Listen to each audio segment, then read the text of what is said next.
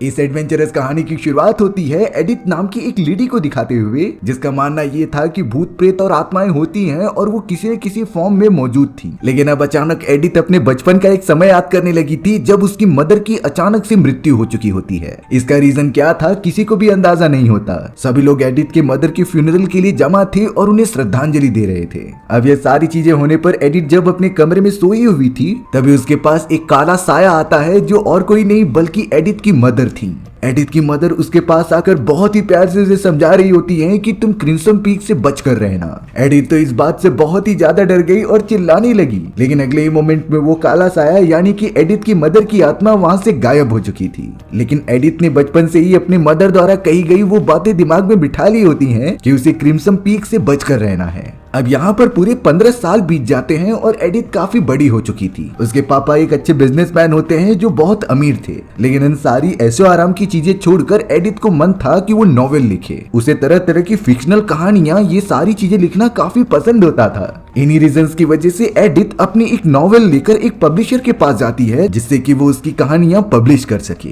उस पब्लिशर ने एडिथ की वो सारी नॉवेल्स पढ़ना स्टार्ट किया, लेकिन वो बहुत ही ज्यादा डिसअपॉइंटेड होता है। पब्लिशर ने एडिथ को समझाया कि तुम्हारी कहानियों में मोस्टली भूत प्रेतों का इंक्लूजन है और मैं इन सारी चीजों को पब्लिश नहीं कर सकता। अगर तुम लव स्टोरी और प्यार मोहब्बत वाली चीजें लिखोगी तो मैं इसे पब्लिश करने का सोच सकता हूँ। लेकिन एडिथ को ये सारी चीजें बिल्कुल पसंद नहीं होती। उसे जो फील होता था वो वही लिखती थी। अब यहाँ इन्हीं सारी रीजंस की वजह से पब्लिशर ने उसके इस आइडिया को रिजेक्ट कर दिया था। एडिथ जब अपने घर पर फादर से मिलने जाती है तो एडिथ के फादर उसे बहुत ही ब्यूटीफुल पेन गिफ्ट कर रहे थे ताकि वो अपनी नॉवेल लिख सके और काफी बड़ी इंसान बन सके। एडिथ ने भी डिसाइड कर लिया था कि वो अपने फादर की कंपनी में कुछ न कुछ काम करेगी और नॉवेल भी लिखेगी। एडिथ को सच में बहुत अच्छा लगता था अलग अलग टाइप की नॉवेल्स लिखना, लेकिन फिलहाल के लिए उसे उतनी ज्यादा पॉपुलैरिटी नहीं मिल पा रही थी। अब हमें यहाँ एडिथ के फादर के ऑफिस में जॉन नाम का एक आदमी आता हुआ दिखाई देता है जो कि एडिथ से कह रहा था कि मुझे आपके फादर से बिजनेस रिलेटेड कुछ बातें करनी है। एडिथ तुरंत ही अपने फादर और उसके दोस्तों को बुलाने के लिए चली गई। जब वो वापस जॉन के पास आती है तो जॉन ने उसकी नॉवेल्स देख ली होती हैं और वो उसके नॉवेल्स की तारीफ भी कर रहा था कि ये कितनी ज्यादा अच्छी हैं। इस बात से एडिथ भी खुश हो गई क्योंकि पहली बार हुआ था कि कोई उसकी नॉवेल्स की तारीफ कर रहा है। अब यहाँ जॉन का अपॉइंटमेंट फिक्स होने के बाद वो एडिथ के फादर और उनके बिजनेसमैन दोस्तों के साथ एक मीटिंग शुरू कर देता है। दरअसल जॉन उन सभी लोगों के पास अपना एक बिजनेस आइडिया लेकर आया था जो एक मशीन होती है और उसकी मदद से जमीन में मौजूद पानी को बाहर निकाला जा सकता था। जॉन अपने आइडिया को बहुत ही अच्छी तरीके से शो करता है और ये कहता है कि मुझे कुछ ऐसे इन्वेस्टर्स चाहिए जो मेरे प्रोजेक्ट के ऊपर इन्वेस्ट करे और मैं गारंटी देता हूँ कि ये प्रोजेक्ट काफी अच्छी तरीके से वर्क करेगा। लेकिन बहुत ज्यादा सोचने के बाद एडिथ के फादर जॉन के इस प्रोजेक्ट को रिजेक्ट करते हैं क्योंकि जब उन्होंने प्रीवियस डेटा देखा तब वो जॉन से कह रहे थे कि तुम इस प्रोजेक्ट को लेकर कई जगह पर गए हो और उन्होंने किसी न किसी रीजन की वजह से इस प्रोजेक्ट को रिजेक्ट कर दिया था। तो मैं किस बेसिस पर तुम पर भरोसा कर सकूं कि ये प्रोजेक्ट सक्सेसफुल होगा कि नहीं। अब जॉन के पास इसका कोई प्रूफ नहीं होता, इसीलिए उसके ऑफर को रिजेक्ट कर दिया जाता है। अब हमें एडिथ के फादर को दिखाया गया जो कि रेडी हो रहे थे किसी पार्टी में जाने के लिए। एडिथ भी अब अपने फादर के पास आकर कह रही थी कि मुझे जॉन का प्रोजेक्ट अच्छा लग रहा था, आपको उसके अंदर इन्वेस्ट करके देखना चाहिए। लेकिन एडिथ के फादर अपनी बेटी को समझाते हैं कि हम बिजनेस में इमोशन के अकॉर्डिंग काम नहीं करते। मैं इस तरीके से किसी भी प्रोजेक्ट में पैसे डालकर उन्हें गंवाना नहीं चाहता। यही रीजन होता है कि एडिथ के फादर ने जॉन के प्रोजेक्ट को मना किया था। एडिथ के फादर अब कुछ ही देर के अंदर अपने दोस्तों के साथ पार्टी में जाने के लिए निकल जाते हैं, लेकिन एडिथ को उस पार्टी में जाने का मन नहीं कर रहा था, इसीलिए वो घर पे बैठकर अपनी नॉवेल कंप्लीट करती है। लेकिन थोड़ी देर में अचानक एडिथ को लगने लगा कि कोई दरवाजे पर है और उसे खोलने की कोशिश कर रहा है। वो दरवाजा धीरे धीरे ओपन होता जा रहा था जिसके बाहर एडिथ अपनी मदर की आत्मा को देखती है।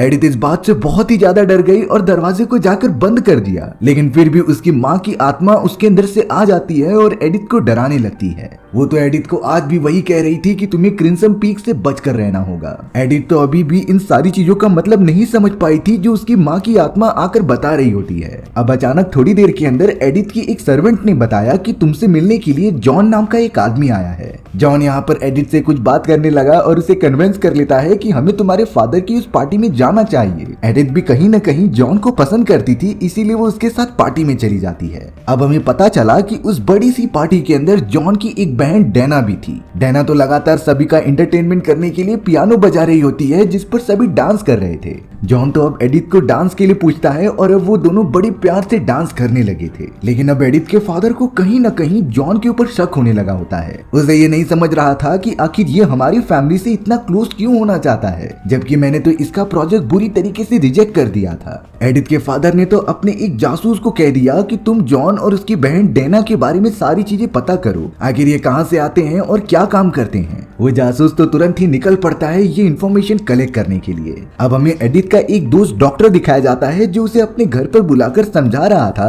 कि तुम्हें जॉन और उसकी बहन डेना से दूर रहना चाहिए। वो दोनों मुझे अच्छे नहीं लग रहे हैं और उनके इन सारी चीजों के पीछे कुछ न कुछ तो रीजन हो सकता है। वहीं अब हम एक बहुत ही बड़ी गार्डन में जॉन और डेना को देखते हैं। जॉन अपनी बहन से वो अंगूठी मांग रहा था और कहता है कि सारी चीजें ठीक हो जाएंगी। डेना अंगूठी देने से डर रही थी और ये कहती है कि मुझे ये अंगूठी बाद में वापस चाहिए। जॉन ने तो वो अंगूठी ले ली और अपनी उस पार्टी में चला गया जहां पर एडिथ के फादर ने बुलाया था। जॉन ने सोचा कि वो ये रिंग देकर एडिथ को प्रपोज कर देगा शादी के लिए, लेकिन इससे पहले एडिथ के फादर जॉन और डेना दोनों को अपने पास कुछ बातें करने के लिए बुलाते हैं। वो दोनों को एक दूसरे चैम्बर में लेकर चले गए थे जहां पर एडिथ के फादर उससे कहते हैं कि मेरे पास तुम दोनों की पूरी इन्फॉर्मेशन मौजूद है कि तुम कहां से बिलोंग करते हो और आखिरकार तुम्हारा काम क्या है। एक तरह से एडिथ के फादर ये कहना चाहते हैं कि तुम दोनों बहुत ही गलत हो और तुम दोनों से प्रॉपर्टी के लिए मेरे बेटी को फंसाना चाहते हो। एडिथ के फादर ये बिल्कुल भी नहीं चाहते थे, इसीलिए उन्होंने जॉन और डेना को एक चेक दे दिया और कहा कि मेरी बेटी को इसके बदले छोड़ दो और तुम आज ही अपने घर चले जाओ। जॉन और डेना इतने बड़े अमाउंट को कैसे छोड़ सकते थे, इसीलिए उन्होंने ये बात मानने का डिसाइड कर लिया। लेकिन एडिथ के फादर उससे ये कहते हैं कि तुम्हें जाने से पहले एडिथ का दिल तोड़कर जाना होगा। जॉन को जानबूझकर ऐसा करना ही पड़ता है, इसीलिए वो बाकी सारे लोगों के सामने आकर कहने लगा कि मुझे कुछ अर्जेंट काम से वापस जाना पड़ेगा और मैं वापस कभी नहीं आ सकता। ये बात सुनने के बाद एडिथ बहुत ही ज्यादा नाराज हो गई और दूर भागने लगी। जॉन उसे फिर बाद में जाकर समझाता है कि तुम प्यार करना नहीं जानती, प्यार में कितना दर्द होता है और ये सारी चीजें झेलना कितना मुश्किल था, ये सब तुम्हें कभी एक्सपीरियंस ही नहीं होगा। तुम इन प्यार की चीजों को छोड़कर जाके सिर्फ भूतों की कहानियां लिखो। इस बात से एडिथ को बहुत बुरा लगता है और उसने तो जॉन को एक थप्पड़ भी मार दिया था। वो जॉन से काफी ज्यादा नाराज हो जाती है और उसका चेहरा कभी नहीं देखना चाहती। जॉन भी अब उसने सारे पैसे लेकर अपनी बहन डेना के साथ वापस चला गया था। एडिथ के फादर को लगने लगा कि ये सारी चीजें करने से वो और उसकी पूरी फैमिली एकदम सेफ रहेगी।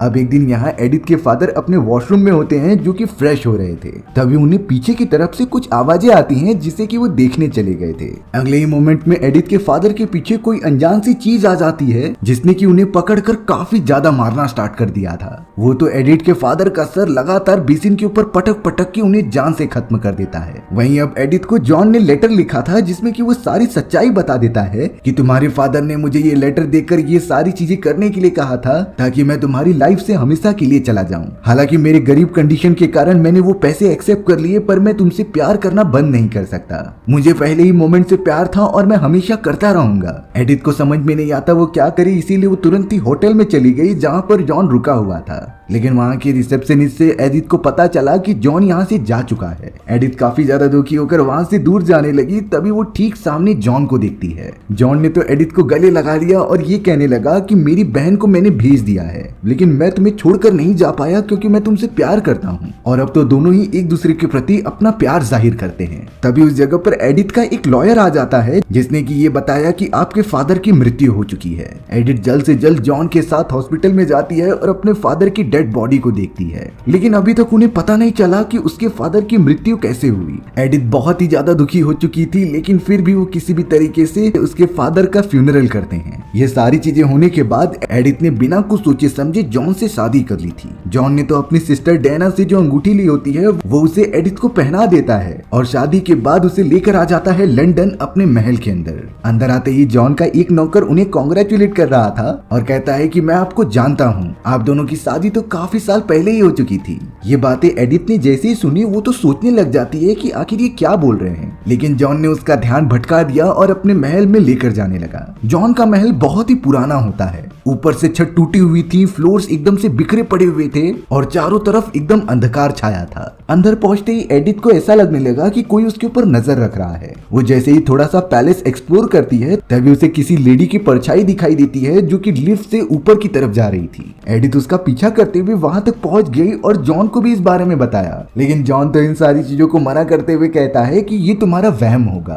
बस एक बात ध्यान रखना कि तुम बेसमेंट में कभी मत जाना, वहाँ पर बहुत ही ज्यादा गंदगी है जिसे कि तुम बर्दाश्त नहीं कर पाओगी। एडिथ भी इन सारी बातों को समझ गई और अब वो जॉन की बहन डैना से मिलती है। लेकिन डैना को देखकर ऐसा लग रहा था कि वो एडिथ को देखकर खुश नहीं है। वो तो नॉर्मली उससे हक करती है और उसका स्वागत करती है। अब एडिथ यहाँ सारी फॉर्मेलिटीज पूरी करने के बाद फ्रेश होने के लिए चली गई थी। एडिथ जब अपने वॉशरूम में होती है तो उसके ठीक पीछे से एक काली परछाई उसके पास आ रही थी और वो कोई और नहीं बल्कि एक खतरनाक घोस्ट होता है जो उसके ऊपर हमला करने की कोशिश कर रहा था। लेकिन एडिथ ने जैसे ही पीछे मुड़कर देखा तभी वो परछाई अचानक से गायब हो गई। अब यहाँ जॉन एडिथ के पास उससे कुछ पिलाने के लिए लेकर आता है जिसके अंदर उसने कुछ मिला दिया था। एडिथ तो बिना कुछ सोचे समझे उससे पी लेती है और सोने चली जाती है। यहाँ पर अब आधी रात को एडिथ को महसूस हो रहा था कि कोई गाना बजा रहा है। वो तभी हॉल के एरिया में आ गई और उस गाने को बड़े अच्छे से सुनने लगी जिसे कि डैना बजा रही थी। डैना तो एडिथ को बहुत सारी चीजें बताती है और अपने पेरेंट्स की फोटोज भी दिखाती है। लेकिन उसने एडिथ से एक बात कही कि रात के समय तुम जॉन से कभी मत मिलना। एडिथ को नहीं समझ में आ रहा था कि आखिर इसकी बहन ऐसा क्यों कह रही है। अब हमें अगले दिन उसी डॉक्टर को दिखाया जाता है जिसे कि वो चेक बुक मिल गई थी जिसके ऊपर लास्ट नाम जॉन का लिखा हुआ होता है। इसीलिए अब डॉक्टर को कहीं न कहीं जॉन के ऊपर शक हो गया था कि उसने ही एडिथ के फादर की जान ली है। अब यहाँ जॉन जब काम कर रहा था तो एडिथ उसके पास कुछ बातें करने के लिए आ गई। लेकिन अगले ही मोमेंट में डैना भी उस जगह पर पहुंच जाती है कुछ खाने पीने के लिए लेकर और उसके अंदर डैना ने भी कुछ मिला कर रखा था। ये सारी चीजें एडिथ बिल्कुल भी समझ नहीं पा रही थी कि उसके साथ हो क्या रहा है। अब जब वो रात के समय सोई हुई थी तो उसे कुछ आवाजें आ रही होती हैं। एडिथ जब वो एक फ्लोर के पास जाकर देख रही थी तो उसे बहुत सारे कैंस दिखाई देते हैं जिनके अंदर कुछ खाने की चीजें रखी गई थी। पर तभी अचानक पीछे से जमीन फाड़ते हुए एक घोस्ट बाहर निकलता है जो कि जल्द से जल्द एडिथ के पास बढ़ता चला जा रहा था उसे चोट पहुंचाने के लिए। एडिथ इन सारी चीजों को बिल्कुल सहन नहीं कर पाती, इसीलिए वो तुरंत लिफ्ट के अंदर आ जाती है और बेसमेंट की तरफ चली जाती है। ये वही बेसमेंट था जिसे कि जॉन ने कहा होता है कि यहाँ पर कभी मत आना। अब उस जगह पर पहुंचते ही एडिथ सारी चीजें एक्सप्लोर करने लगी। तभी अचानक वो एक छोटे से केज के पास पहुंचती है जिसके ऊपर इनोला नाम लिखा था। अब ये इनोला का मतलब क्या है ये तो एडिथ को पता नहीं होता, लेकिन वो फिर भी वहाँ की सारी चीजों को अच्छे से देखने लगी। एडिथ ने नोटिस किया कि इनोला नाम की उस केज के ऊपर जो चाबियां लगी हुई थी वो तो डैना के पास उसने देखी होती हैं, लेकिन डैना वो चाबी देने से साफ साफ इनकार कर दे रही थी। अगले दिन एडिथ थॉमस के वर्किंग प्लेस पर जाकर उसे सारी बातें बताने की कोशिश करती है कि कैसे उसके ऊपर एक खतरनाक घोस्ट ने हमला करने की कोशिश की और वो किसी भी तरीके से बचकर वहाँ से निकली है। लेकिन पता नहीं क्यों जॉन इन सारी बातों को इग्नोर कर रहा था। जॉन ने एडिथ से कह दिया होता है कि ये सारी बातों पर ध्यान मत दो और वो कुछ जवाब नहीं देना चाहता था, इसीलिए जॉन ने जानबूझकर अपना हाथ मशीन के अंदर डाल दिया जिससे कि उसे थोड़ी चोट लग गई और एडिथ का ध्यान भटक गया। एडिथ जॉन के घाव पर पट्टी बांधने लगी थी तभी जॉन कहता है कि मेरी मशीन अच्छी तरीके से काम कर रही है, इसीलिए मुझे ये क्रिम्सन पीक वाली जगह बिल्कुल पसंद नहीं। एडिथ ने जैसे ही उस वर्ड को सुना तभी उसे अपनी मदर की बातें याद आ गई जब वो उससे कहती थी कि क्रिम्सन पीक से बच कर रहना। कहीं न कहीं वो काफी डरने लगी कि यहाँ आकर उसने गलती तो नहीं की। अब यहाँ पर डॉक्टर लॉयर से मिलता है क्योंकि उसे पूरी तरीके से शक था जॉन के ऊपर। उसे ये तो लग चुका था कि शायद जॉन ने ही एडिथ के फादर का कत्ल किया है। तब जाकर वो लॉयर डॉक्टर को सलाह देता है कि तुम्हें उस जासूस से मिलना चाहिए जिसने कि उन दोनों भाई बहनों की सारी इंफॉर्मेशन एडिथ के फादर के कहने पर उन्हें ला कर दी थी। वो तुम्हारी अच्छी तरीके से मदद कर पाएगा और उनके बारे में अच्छी तरीके से बता भी पाएगा।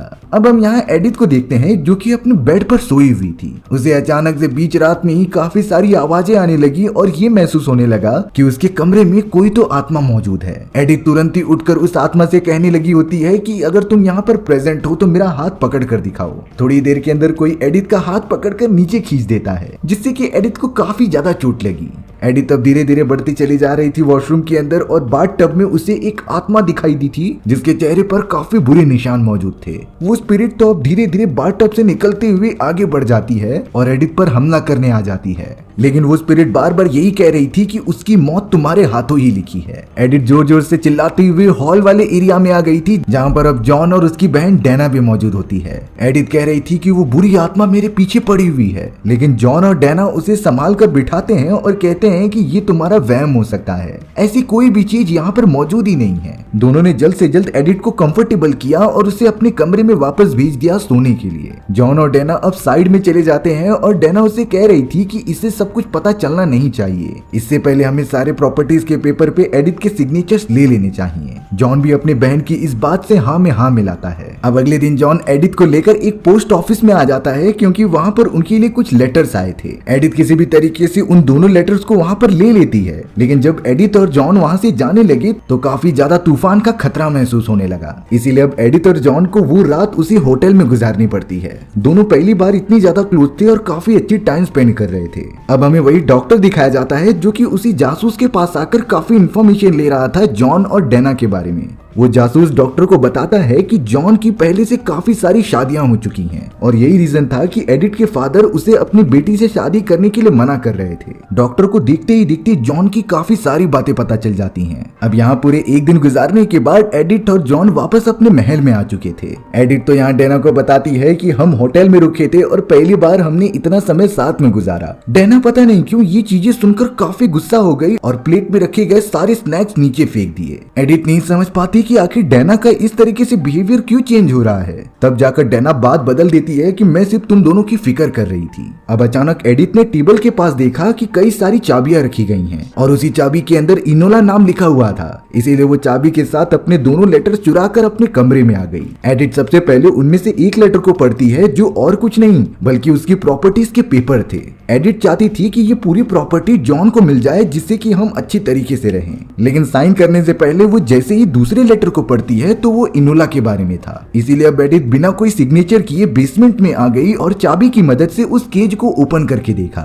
उस केज के अंदर से एडिथ को 3 पार्सल्स मिलते हैं जिसके ऊपर अलग अलग लोकेशन के नाम लिखे गए थे, लेकिन जब याद करने पर एडिथ को पता चलता है कि ये लोकेशन उसी जगह के होते हैं जहाँ पर जॉन ने अपने प्रोजेक्ट्स बनाए थे और वहाँ पर बिजनेस डील के लिए अप्लाई किया था। अब ये सारी चीजें एक दूसरे से किस तरीके से रिलेटेड हैं ये तो हमें थोड़ी देर में पता चल जाएगा। वहीं अब हमें डेना दिखाई जाती है जो चाबियों को देख रही थी तो उसके अंदर इनोला नाम की चाबी गायब थी। इससे डेना को अंदाजा हो जाता है कि जरूर एडिथ ने ही वो चाबियां चुरा ली होंगी। इन्हीं रीजंस की वजह से डेना तुरंत ही एडिथ के पास जाने लगी। एडिथ भी जल्द से जल्द बेसमेंट के सारे दरवाजे बंद करके ऊपर आ गई और अपना तबीयत खराब होने का बहाना करने लगी। डेना तो उन बाकी चाबियों के गुच्छे को वहीं रखकर चली जाती है दवाइयां लाने के लिए। तभी एडिथ ने मौका देखकर इनोला वाली भी चाबी उनके अंदर डाल दी थी। डेना जब वापस आई तो वो चाबियों को सब साथ में देख रही थी। इससे डेना को इतना तो पता चल गया था कि शायद एडिथ बहुत सारी चीजें जान चुकी है। वो चाहती थी कि जो भी उनका प्रोसेस हो रहा है वो जल्द से जल्द खत्म हो जाए। एडिथ उन तीनों पार्सल्स को अच्छी तरीके से देखने लगी जिससे कि उसे रियलाइज होता है कि जॉन ने पहले भी 3 शादियां कर रखी थी। उनमें से एक का ही नाम इनोला होता है।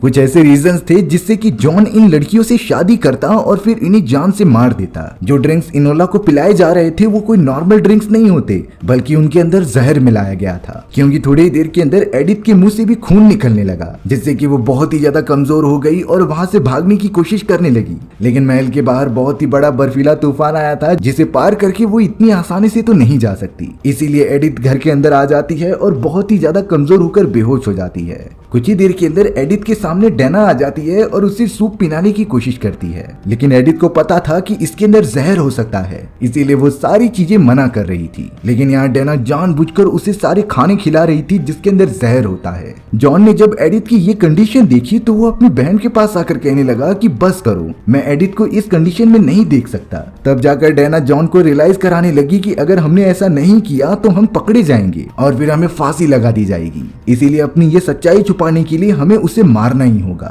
जॉन भी यहाँ पूरी तरीके से मजबूर था। अब हमें वही डॉक्टर दिखाया जाता है जो अपनी डीप इन्वेस्टिगेशन करने के लिए जॉन की महल की तरफ आ रहा था। एडिथ को सारे राज पता चलने के बावजूद भी वो यहाँ से दूर नहीं जा पा रही थी, लेकिन अब वो जैसे ही महल के अंदर वापस आती है तभी वही आत्मा उसे ऊपर की तरफ दिखाई दे रही थी, लेकिन इस बार उसकी गोद में एक बच्चा भी होता है। एडिथ तो तुरंत ही पूछने लगी थी कि तुम्हारा नाम इनोला है ना, लेकिन आखिरकार तुम्हारे साथ हुआ क्या, मुझे बताने की कोशिश करो। तब जाकर इनोला की आत्मा इशारा करती है एक कमरे की तरफ। एडिथ तुरंत इन सारी चीजों को फॉलो करते हुए वहां चली गई थी। तब जाकर उसके सामने एक डार्क रियलिटी रिवील हुई और वो जॉन और उसकी बहन डेना को साथ में देखती है जो एक दूसरे से काफी ज्यादा क्लोज हो चुके थे। और यही रीजन होता है कि डेना को जब पता चला था कि एडिथ और जॉन होटल में रुके हुए थे तो वो काफी गुस्सा हो रही थी। एडिथ ये चीजें देखकर बहुत ही ज्यादा नाराज हो गई और वहां से भागने लगी, लेकिन डेना भी उसका पीछा करती है और उसके हाथ से अंगूठी निकाल लेती है। उसने तुरंत ही फर्स्ट फ्लोर से एडिथ को नीचे ढकेल दिया। हालांकि एडिथ इससे मरती नहीं, लेकिन उसके पैर में चोट लग गई थी। अगले दिन जब एडिथ की आंखें खुली तो वही डॉक्टर मौजूद था जो कि एडिथ का दोस्त होता है और वो उसका इलाज कर रहा था। उसने कहा कि पैर की हड्डी टूट चुकी है, इसीलिए तुम ठीक से चल नहीं सकती। लेकिन जब डॉक्टर ने एडिथ के हाथ में मौजूद उस अंगूठी को नहीं देखा तो वो समझ गया होता है कि जरूर एडिथ के साथ कुछ तो हुआ है, और अब वो उनके सामने खड़े होकर एडिथ को प्रोटेक्ट करने लगा, जो कि सच्चाई बताता है जॉन और उसकी बहन डैना के बारे में। डॉक्टर तो ये बताने लगा कि ये दोनों भाई बहन बहुत ही ज्यादा बड़े हत्यारे हैं, इन्होंने अपनी मदर को जान से मार दिया सिर्फ और सिर्फ प्रॉपर्टीज के लिए। लेकिन अब मैं सारी चीजें समझ चुका हूँ और लॉयर से इन दोनों को सजा दिलवा कर ही रहूंगा। डॉक्टर अपनी दोस्त एडिथ को उठाकर वहां से लेकर जाने लगता है, लेकिन तभी डैना ने उस डॉक्टर के ऊपर हमला कर दिया और एडिथ को पकड़ लिया। वो तो जॉन को आदेश देती है कि इस आदमी को जान से मार दो। हालांकि जॉन ऐसा बिल्कुल भी नहीं चाहता था, लेकिन फिर भी उसने अपनी बहन के सामने डॉक्टर को जख्मी कर दिया, जिससे कि वो थोड़ा सा घायल हो जाए। जॉन अब घायल पड़े हुए डॉक्टर को बेसमेंट में लेकर जाता है और वहां पर कैद कर देता है, जिसके बाद वो चला गया था एडिथ को बचाने के लिए, क्योंकि डैना एडिथ के साथ कुछ भी कर सकती थी। अब यहाँ डैना बार बार एडिथ को फोर्स कर रही होती है उसके प्रॉपर्टी पेपर्स पर सिग्नेचर करने के लिए। डैना के पास तो कोई भी ऑप्शन ही नहीं बचा था। यहाँ पर तो एडिथ भी अब काफी ज्यादा मजबूर हो चुकी थी। डैना तो एडिथ से साफ साफ कहती है कि मेरे और मेरे भाई के रिलेशन के बारे में हमारी मदर को पता चल गया था, इसीलिए मुझे उन्हें मारना पड़ा, और यहाँ काफी सारे पैसों की तलाश में मैंने जानबूझकर अपने भाई की शादी कई अमीर लोगों से करवाई, लेकिन उसकी वो मशीन कभी काम ही नहीं कर रही थी। इसीलिए अब बारी होती है एडिथ की, जिसे कि डैना फोर्स कर रही थी सिग्नेचर करने के लिए। हालांकि एडिथ ने प्रॉपर्टी पेपर्स पर सिग्नेचर कर दिए होते हैं, लेकिन वो सिर्फ इतना पूछ रही थी कि मेरे फादर को किसने मारा। डैना तो डायरेक्ट बता देती है कि उनका कत्ल भी मैंने ही किया था। इस बात से एडिथ को बहुत ज्यादा गुस्सा आया और उसने अपनी पेन निकालकर उसके ऊपर हमला कर दिया। डैना काफी घायल हो जाती है और इस मौके का फायदा उठाकर एडिथ वहां से भागने लगी। हालांकि रास्ते में उसे जॉन भी मिलता है, जिसके ऊपर वो हमला करना चाहती थी, लेकिन जॉन उसे समझाने लगा कि ये सारी चीजें सिर्फ और सिर्फ मैंने अपनी बहन के कहने पर की थी, मैं तुमसे अभी भी प्यार करता हूँ। जॉन ने तो यहाँ तक एडिथ को गाइड किया कि तुम बेसमेंट में चली जाओ जहाँ पर तुम्हारा दोस्त अभी भी जिंदा है, और उसके साथ तुम यहाँ से काफी दूर निकल जाना। एडिथ तुरंत ही बेसमेंट की तरफ जाने लगी। वहीं अब जॉन उस जगह पर आकर सिग्नेचर किए हुए पेपर्स को जला देता है, जो अपनी बहन डैना से कह रहा था कि मैं इसे धोखा नहीं दे सकता। तब जाकर डैना जॉन से पूछती है कि आखिर तुम एडिथ से प्यार करने लगे हो। जॉन इसका जवाब हाँ में देता है। एडिथ इस बात से बहुत ज्यादा नाराज हो गई और इसीलिए उसने तुरंत ही हमला करके अपने ही भाई को जान से मार दिया। हालांकि इसके बाद उसे बहुत ज्यादा पछतावा हो रहा होता है, इसीलिए वो काफी ज्यादा गुस्से में एडिथ के पीछे चली गई उसे भी खत्म करने के लिए। एडिथ किसी भी तरीके से अपने दोस्त के साथ बाहर निकलने की कोशिश कर रही थी। हालांकि अब उन दोनों के बीच एक बहुत ही घमासान लड़ाई चालू हो जाती है, जहां पर डैना ने एडिथ को काफी घायल भी कर दिया था। पर एडिथ भी इतनी जल्दी हार नहीं मानने वाली थी। उसके हाथ में जो भी वेपन्स मिल रहे थे वो उससे पलटवार करती है। लेकिन तभी अचानक उस जगह पर जॉन की आत्मा आ गई, जिसे देखकर डैना काफी इमोशनल हो जाती है और उसके पास जाने लगती है। इसी अच्छे मौके का फायदा उठाकर एडिथ ने तुरंत ही उसके पीछे से हमला कर दिया और बार बार उसके सर पर चोट पहुंचाते हुए डैना को भी खत्म कर दिया। यानी कि एडिथ तब पूरी तरीके से उस जगह से बच चुकी है और वो कभी भी इस क्रिम्सन पीक नाम की जगह पर नहीं आना चाहती थी, जो कि उसकी मदर की आत्मा कई सालों से बताने की कोशिश कर रही है। ये पूरा सीन शुरुआत का ही था, जब एडिथ कह रही थी कि मुझे भूत प्रेतों के बारे में बहुत सारी चीजें पता हैं और वो सब रियल भी होती हैं। डैना और जॉन की आत्मा तो उसी महल के अंदर फंसी रह गई। इसके कई महीनों बाद एडिथ अपने घर पर वापस आकर इन सारे एक्सपीरियंस के ऊपर एक किताब लिखती है। वो किताब काफी ज्यादा फेमस हो गई और लोगों को पसंद भी आने लगी, क्योंकि उसके अंदर उसने अपनी और जॉन की प्रेम कहानी भी लिखी होती है। और इसी के साथ हमारी भी ये कहानी यही खत्म हो चुकी थी। सो व्यूअर्स, आपको ये स्टोरी कैसी लगी कमेंट सेक्शन में बताना भूलना मत। और अगर आपको मेरा एक्सप्लेनेशन 1% भी अच्छा लगा होगा ना, तो वीडियो को लाइक एंड चैनल को सब्सक्राइब जरूर कर देना। मिलते हैं इसी तरीके की मजेदार वीडियोस में, तब तक के लिए बाय बाय।